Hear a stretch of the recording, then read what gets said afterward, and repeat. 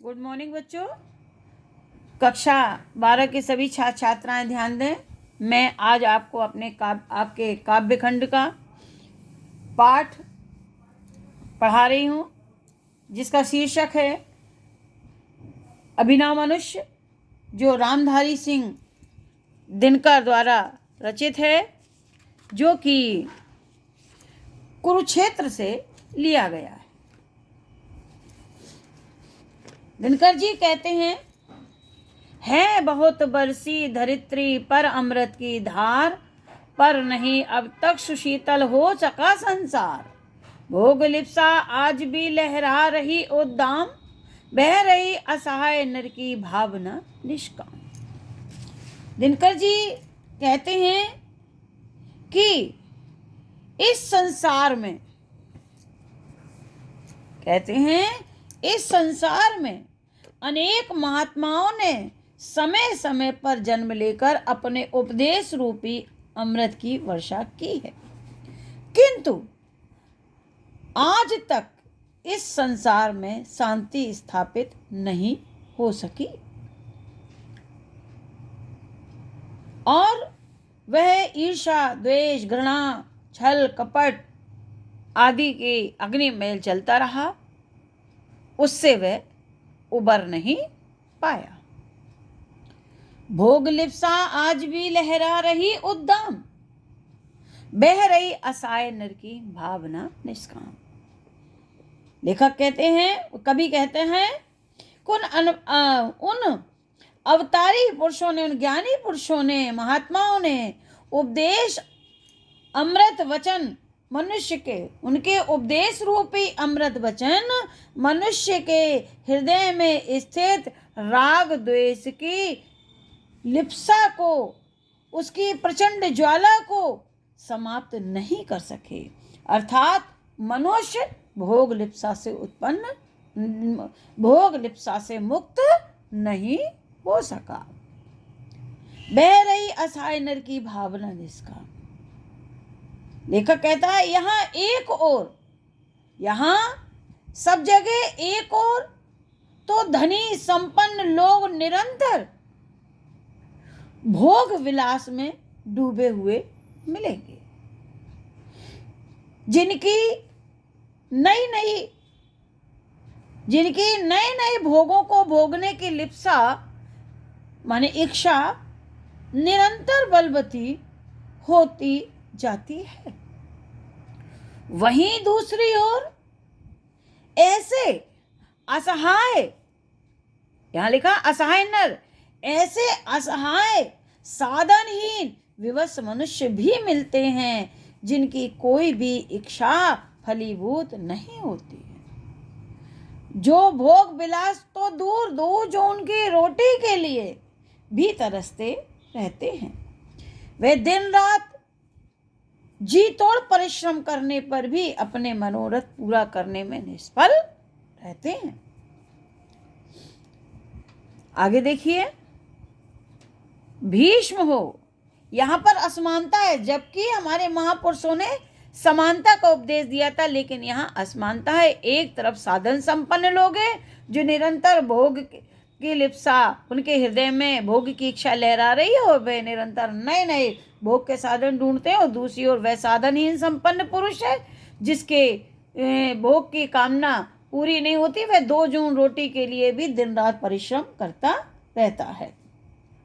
भीष्म हो अथवा युधिष्ठिर, या कि हो भगवान, बुद्ध हो कि अशोक गांधी हो कि यीशु महान, सिर झुका सबको सभी को श्रेष्ठ निज से मान, मात्र ही वाचिक उन्हें देता हुआ सम्मान। आगे देखिए, दिनकर जी कहते हैं, पृथ्वी पर अनेक महापुरुषों ने जन्म लिया। दृढ़ निश्चयी भीष्म हो, या फिर सत्यनिष्ठ युधिष्ठिर हो, धर्मराज युधिष्ठिर हो, और या कि हो भगवान, या निष्काम कर्म की प्रेरणा देने वाले निष्काम कर्म के प्रवर्तक भगवान कृष्ण हो, या फिर जीवन के प्रत्येक क्षेत्र में आदर्श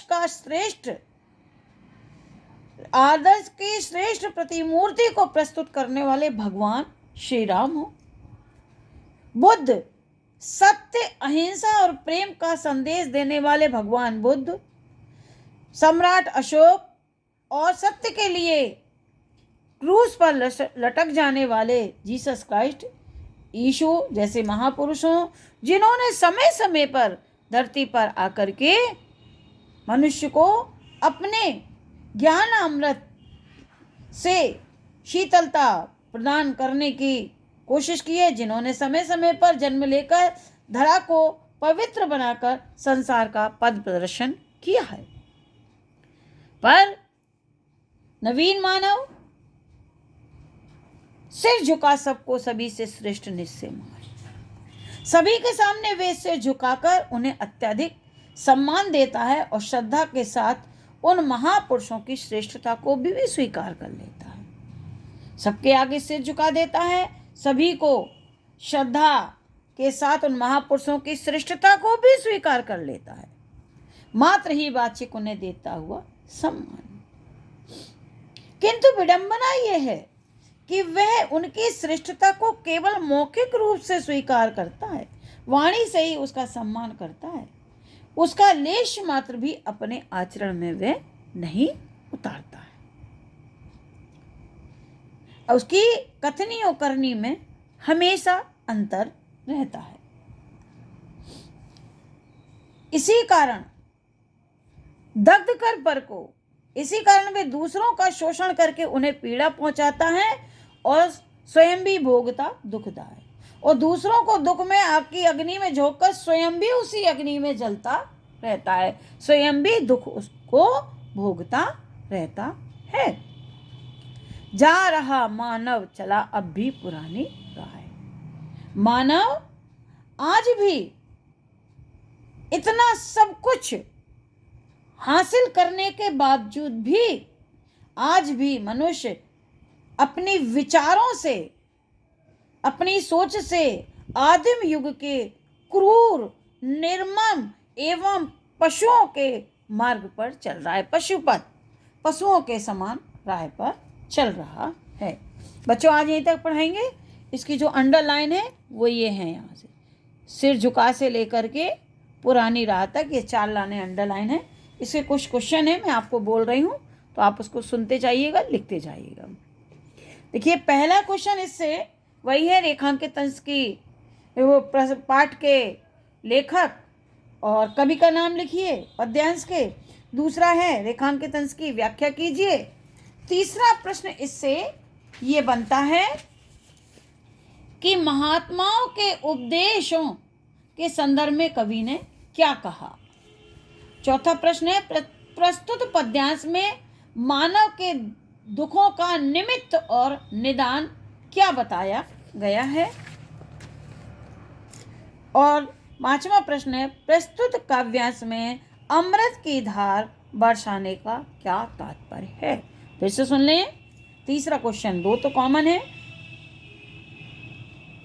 तीसरा क्वेश्चन है महात्माओं के उपदेशों के संदर्भ में कवि ने क्या कहा। चौथा क्वेश्चन है प्रस्तुत पद्यांश में मानव के दुखों का निमित्त और निदान क्या है।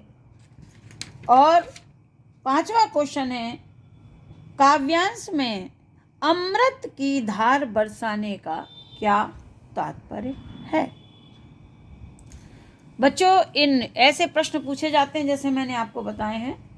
आप इन प्रश्नों के उत्तर अपनी कॉपी में लिखते जाइएगा, तो जो आपको काम आएंगे आगे मैं कल पढ़ाऊंगी। Thank you.